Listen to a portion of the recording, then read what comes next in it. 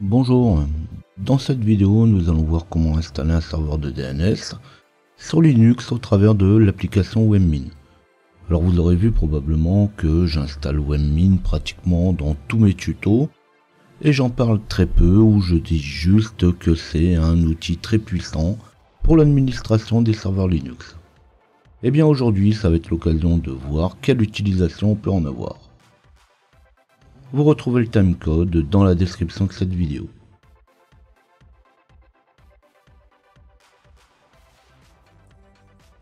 Comme l'installation d'un serveur de DNS c'est déjà bien assez compliqué, mais pas ici, vous allez voir qu'avec Webmin ça devient vraiment facile. Je présume que vous aurez à votre disposition un poste de travail Linux, avec installé dessus Webmin. Alors pour le besoin de la démonstration, j'utiliserai également un serveur LAMP installé sur le même poste. Bon, ça serait un serveur de messagerie ou Webmin lui-même, ça serait exactement la même chose. Dans un premier temps, je vais donc vérifier que tous mes prérequis sont disponibles. Depuis mon pôle de travail actuel, je vais vérifier mon adresse IP, je vais vérifier que j'ai bien mis une IP fixe avec le serveur de DNS pointant vers mon serveur Linux.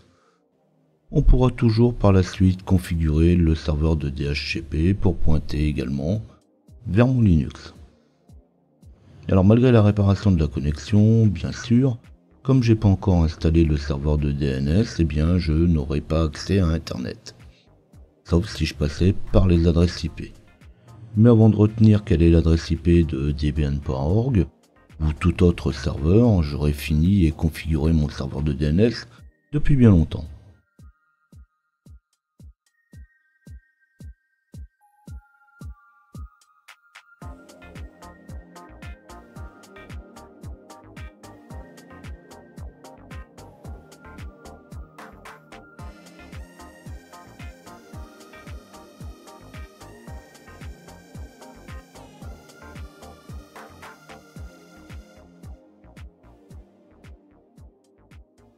Dans un second temps, je vais aller me connecter à mon serveur en utilisant Webmin.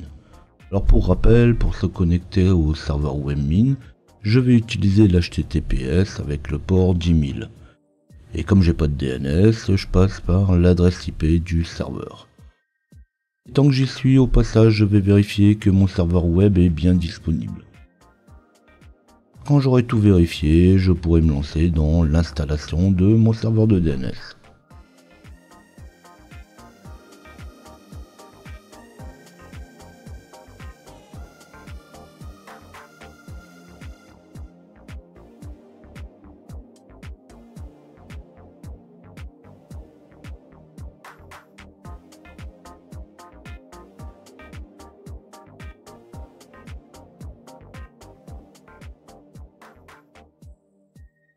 Tant que le serveur de DNS n'est pas installé, je vais le retrouver dans les modules non utilisés de Webmin. Sur Linux, le module qui s'occupe du DNS s'appelle Bind. C'est donc sans surprise qu'on va le retrouver à la rubrique Bind DNS Server. En cliquant sur le raccourci, on va tout de suite voir qu'il n'est pas installé, mais qu'il suffira de cliquer sur le bouton Click Here. C'est donc ce que je vais faire, mais attention quand même, ça ne marche pas tous les coups. On est quand même parfois obligé d'y aller à la main. Pour rappel, Webmin a été développé par un éditeur indépendant, il est indépendant du système d'exploitation, donc il arrive parfois que certaines petites choses ne fonctionnent pas. Donc dans ce cas, c'est le module bind3 qu'on installera au travers d'un apt-get, yum ou yast suivant la distribution. Mais ça coûte rien de tenter. D'autant que ce n'est pas avec les grandes distributions qu'on a des soucis en général.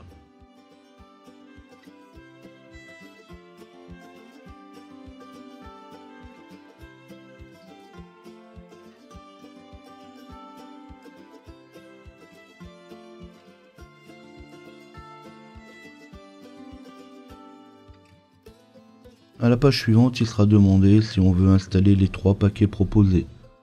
Alors comme je disais il y a quelques secondes, Webmin ne fait pas partie du système d'exploitation, c'est un programme installé à part. Il arrivera donc que les 3 paquets listés soient pas forcément affichés. Ce qui n'empêche qu'on va quand même cliquer sur le bouton installer maintenant. Et comme ici, c'est à l'étape suivante qui vont être affichés. Alors ne me demandez pas pour quelle raison, alors on s'adapte, on clique une seconde fois sur le bouton installer maintenant et il ne restera plus qu'à attendre que le programme s'installe. Alors il faut dire qu'avec les dernières versions de Webmin, c'est quand même un petit peu plus sympa, on a presque la console en direct.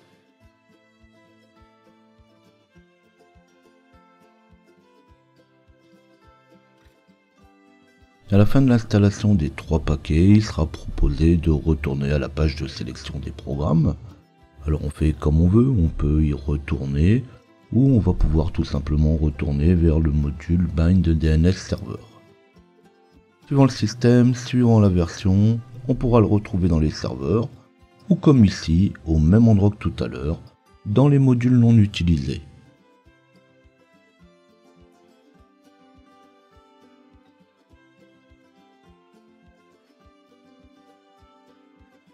Mais on va pouvoir tout de suite constater qu'on a bien les fonctionnalités d'un serveur de DNS d'installer. Alors je n'en ai pas encore parlé, mais je suppose que si vous installez un serveur de DNS, c'est que vous avez déjà une bonne idée de son rôle. Peut-être aussi que vous aurez même essayé et que c'est pour cette raison que vous êtes arrivé sur cette vidéo. Alors ici on va retrouver les différentes fonctions telles que le rattachement à un autre ou plusieurs serveurs, la journalisation, les redirecteurs, le transfert, les adresses ainsi que les différentes zones.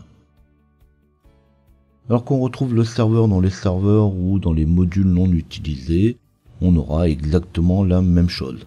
Alors il se pourra aussi que suivant les versions de Webmin, on pourra avoir quelques variantes. Mais un serveur de DNS reste ce qu'il est. Les options restent les mêmes quel que soit le serveur et quel que soit le logiciel de gestion.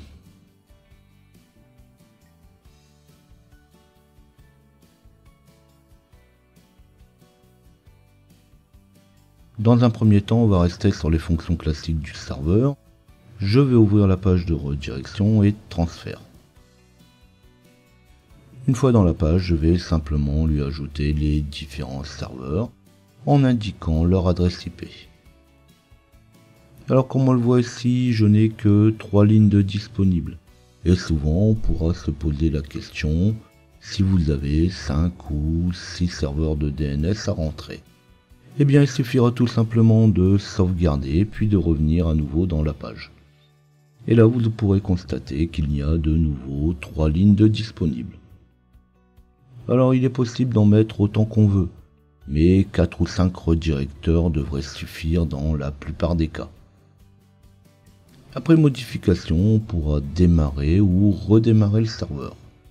Alors pour ça, on passera par les boutons qui sont dans le coin supérieur droit de la fenêtre de Webmin.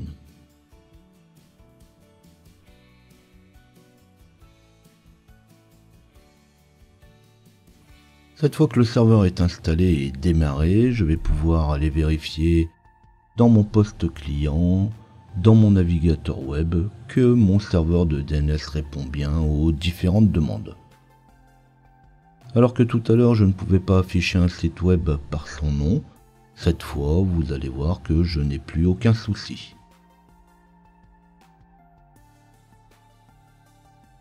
Alors en général, la configuration d'un serveur de DNS s'arrête à ce stade. Au travers du serveur Webmin, comme on vient de le voir, il est très facile de configurer le DNS. Alors je ne vais pas m'arrêter là en si bon chemin. Cette fois, on va créer une zone pour mon serveur web local. C'est-à-dire qu'on va affecter des noms DNS à des adresses IP.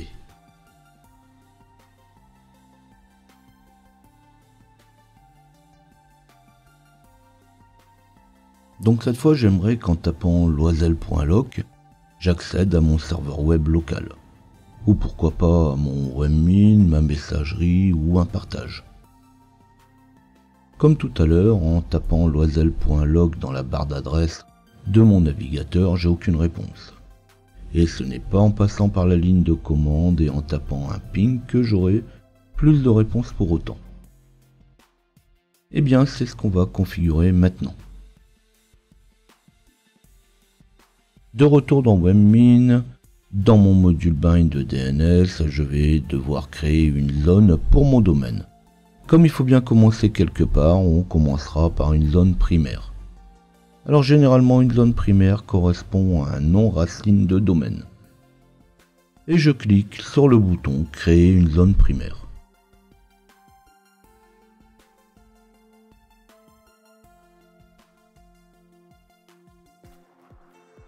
Dans la fenêtre de création de zone primaire, je vais sélectionner, si ce n'est pas encore fait, créer une zone directe.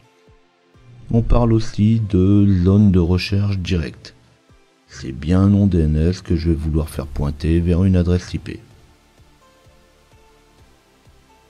Dans nom de domaine ou réseau, je vais placer le nom de domaine qui m'intéresse, c'est-à-dire mon nom de domaine avec son extension. Donc pour moi, je vais mettre loisel.loc. Alors il va sans dire qu'en local on préférera les extensions en loc ou local, ce qui va éviter toute collision avec un domaine existant éventuellement sur le web. Pour le serveur primaire, on y ajoutera alors l'adresse IP du serveur. Par défaut, c'est le nom du poste qui est proposé, mais si le nom du poste pouvait déjà être résolu, ça voudrait dire qu'une bonne part du travail serait déjà fait. Donc je vais y ajouter l'adresse IP à laquelle sera associé le nom de domaine. Puis, avant de créer la zone primaire, on ajoutera, et c'est obligatoire, on pensera à ajouter l'adresse électronique du responsable. Et oui, il faut bien savoir à qui s'adresser pour le nom de domaine. De toute façon, si on l'oublie après validation, il faudra de toute façon à nouveau remplir les différentes rubriques. Pour terminer, éventuellement on pourra y ajouter l'adresse IP de stockage des modèles. Et quand toutes les rubriques seront remplies et vérifiées, on pourra créer la zone.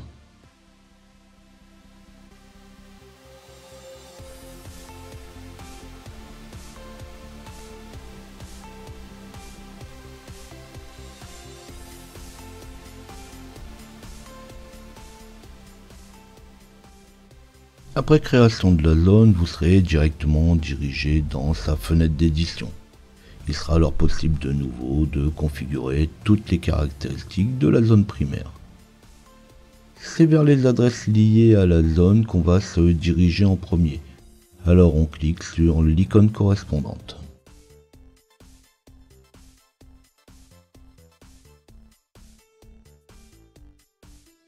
Donc jusqu'à présent on a créé la zone principale, mais une zone principale n'est rien d'autre qu'un emplacement où sont regroupées toutes les caractéristiques d'un site. C'est l'adresse qui va permettre d'associer un domaine et ses sous-domaines. Mais surtout, c'est elle qui va donner les éléments de réponse au serveur DNS. Le premier enregistrement d'adresse sera souvent, mais après c'est suivant les besoins, le nom de domaine racine. Pour moi, c'est loisel.loc. Effectivement, qui répondent à autre chose. Après, le principal, c'est qu'il commence déjà par répondre à mon nom. Afin qu'il soit reconnu comme domaine et non comme sous-domaine de loisel.loc, on y ajoutera en fin de nom un point, ce qui donnera loisel.loc. Alors bien sûr, vous pouvez essayer sans, ce qui donnera une adresse d'association à l'IP qui sera alors loisel.loc.loisel.loc. Alors c'est pas vraiment ce qu'on attend pour l'instant. Puis dans l'adresse correspondant à loisel.loc, on mettra l'adresse IP vers laquelle il faut pointer. Pour le reste des paramètres, pas besoin de dessin. Alors quand ça nous convient, on valide.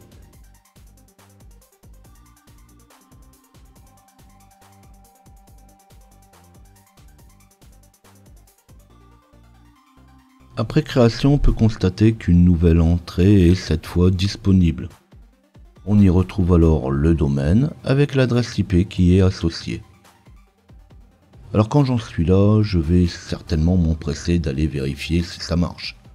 Alors on recharge les options du serveur en passant par le bouton en haut à droite, avant de me rendre dans mon navigateur sur mon poste client pour voir si mon adresse IP est bien associé à mon domaine loisel.loc, ou l'inverse, comme vous voulez. Quand je tape mon domaine, il va aller me chercher l'adresse IP correspondante.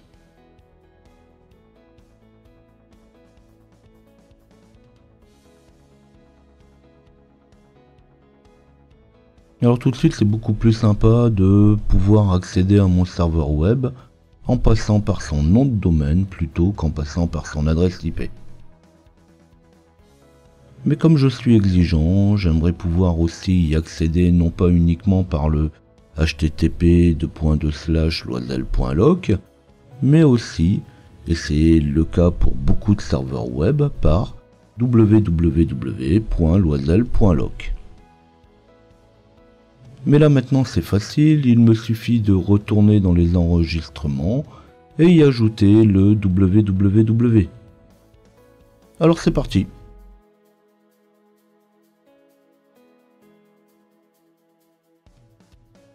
Comme je l'expliquais tout à l'heure, sans mettre de point à la fin du nom de mon enregistrement, il sera associé directement à mon nom de zone. Alors justement, cette fois, je ne vais pas y ajouter de points, je ne mettrai que www. Pour l'adresse du serveur, ça ne change pas, puis je valide et je vais essayer mon www.loisel.loc.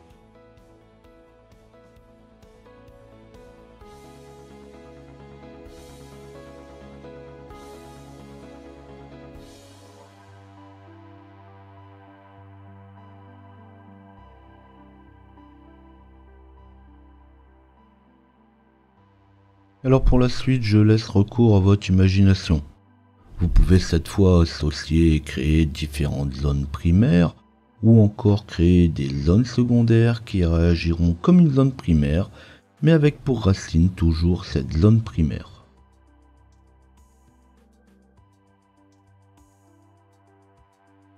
Comme je viens de l'expliquer par Webmin, ce n'est pas vraiment compliqué de créer et configurer un serveur de DNS. Ce qu'ils l'ont déjà fait en passant par les fichiers de configuration vont très vite y voir le gain de temps et l'assurance de ne pas avoir d'erreur dans les fichiers de configuration. Pour les plus curieux, je vous invite à aller voir les différents fichiers de configuration, les fichiers de configuration du serveur, de zone et celui des adresses.